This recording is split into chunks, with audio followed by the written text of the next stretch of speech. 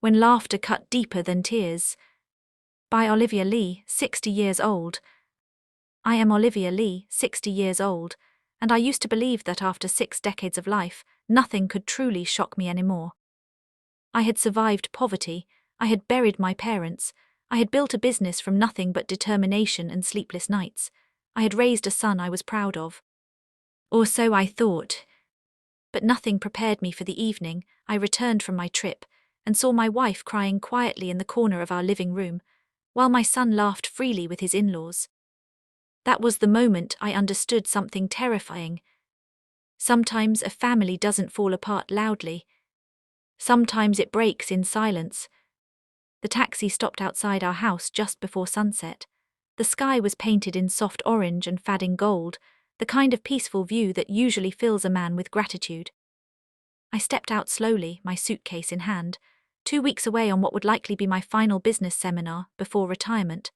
At 60 years old, I was ready to slow down, ready to enjoy mornings with tea and quiet evenings beside my wife, Grace. I missed her cooking. I missed her gentle complaints about my messy desk. I even missed her habit of reminding me to take my vitamins. As I approached the door, I heard laughter. Not ordinary laughter. Loud, carefree, almost celebratory. It was Daniel, my son. I would recognize that voice anywhere, deep and confident now, but still carrying the same warmth from when he was a boy. But beneath that laughter, there was something else. A heaviness. I opened the door, and everything inside me shifted. The living room was full. Daniel sat comfortably on the couch, his arm draped around his father-in-law's shoulder. Clara, his wife, leaned close to him.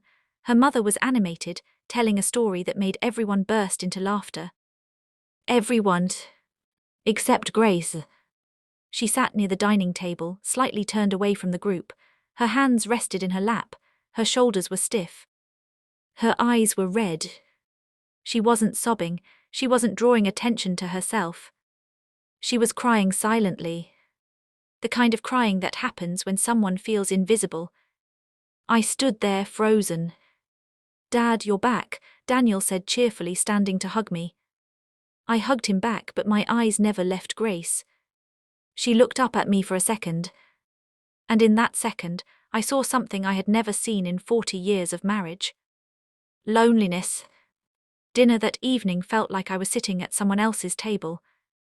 Clara's father was speaking loudly.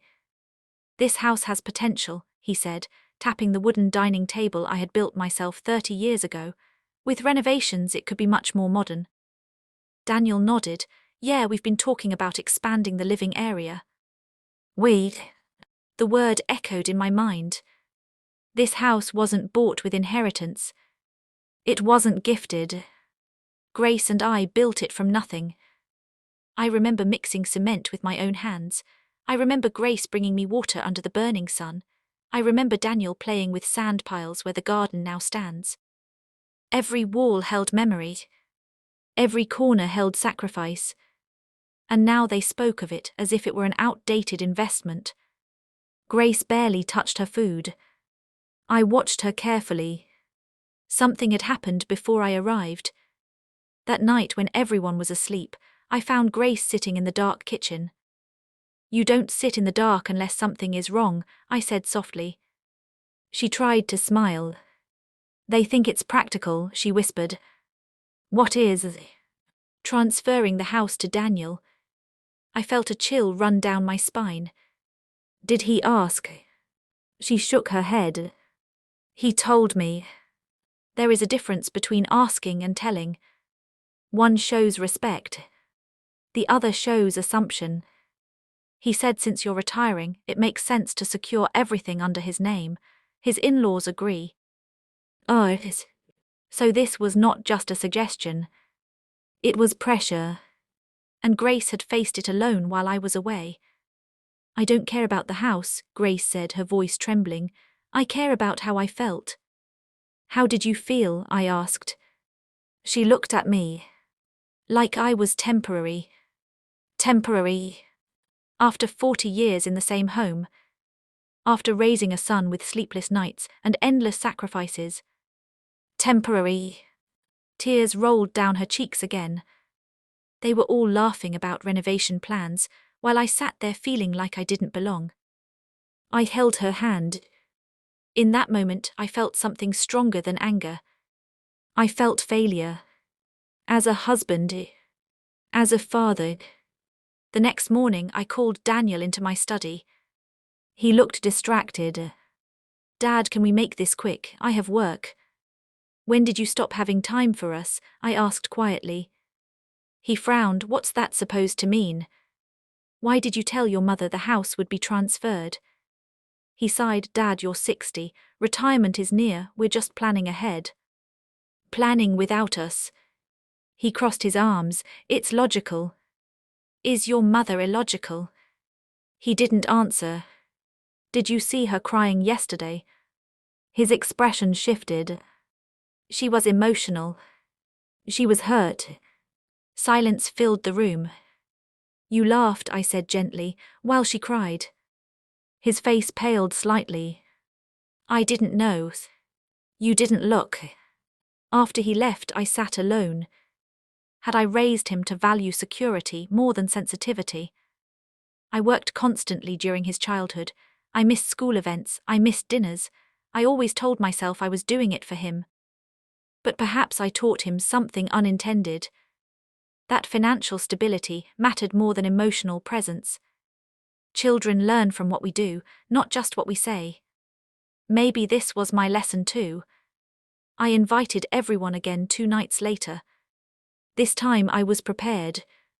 After dessert I stood. "I've made a decision," I said calmly.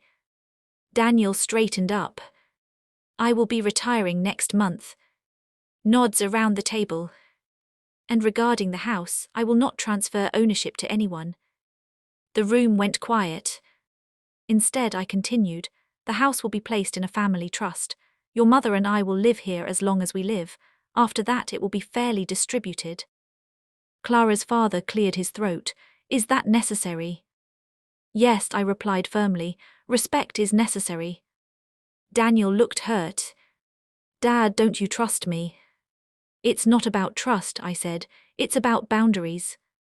I turned to him fully. "Your mother cried while you laughed." Silence swallowed the room. For the first time, Daniel looked truly shaken. "I didn't mean to hurt her." Grace finally spoke. "I don't need the house, Daniel. I need to feel seen." His eyes filled with tears. "I felt pressured," he admitted quietly. "I thought this was responsible." "Responsibility without empathy becomes selfishness," I said gently. Clara placed her hand on his.